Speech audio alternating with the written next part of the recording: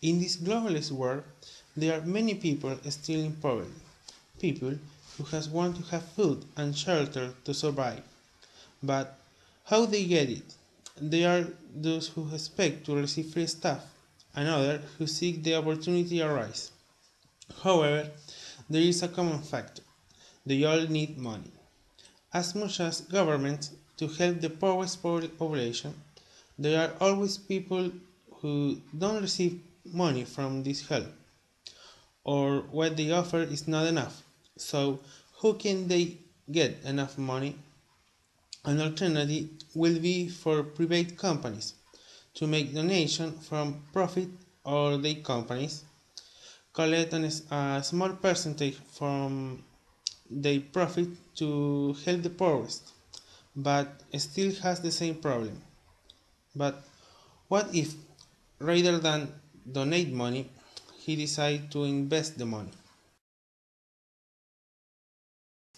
People want enough money to meet their needs, which have increased in the recent years. Between 16 and 18, the ecological demand did not exceed the total of what the planet that supports. But since 1918, changed radically. Demand began to grow in 2010, increased the original demand. But what concepts are behind ecological demand? In simple terms, what the person needs to live and eat together with the necessary space to develop and undertake. As are not enough resources for all, thus who has not access to these resources cannot meet their needs.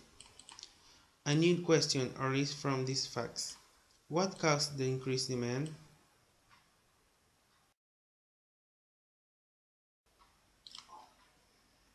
In the last 100 years have seen a significant increase in the world population by different factors: life expectancy, technology, food, and so on. But the entire world population, there is a fairly small group living in a fully developed world. We speak of people who have solved their basic needs and more. These are people living in a world where things like safety, personal growth are also covered. And what about others?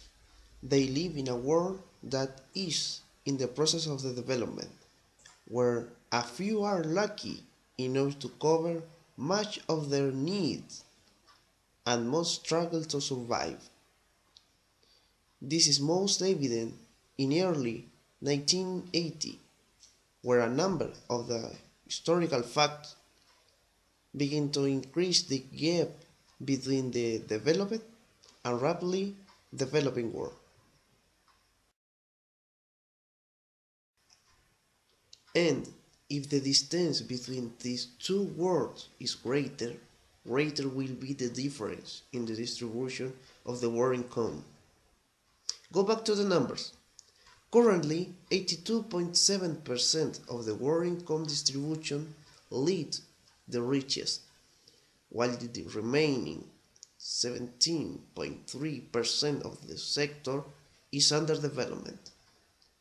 As we saw in the previous slide, this is precisely the world part that is still in development process, which covers more people.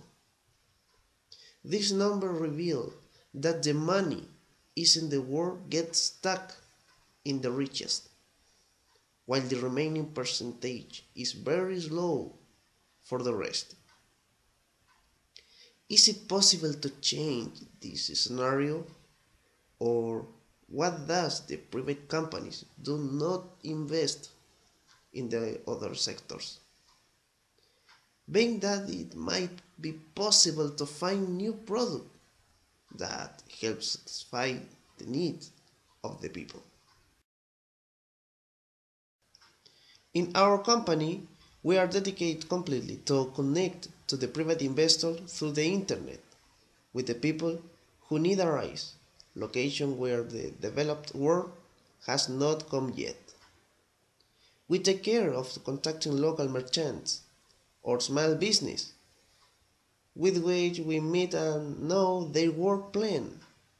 Then we contact private companies who need some service or just wanting to help, not giving donation, but microcredit. These microcredits are given to the small business so they can move forward with their work and thus deliver their desired product. Finally, this small loan is paid in no time.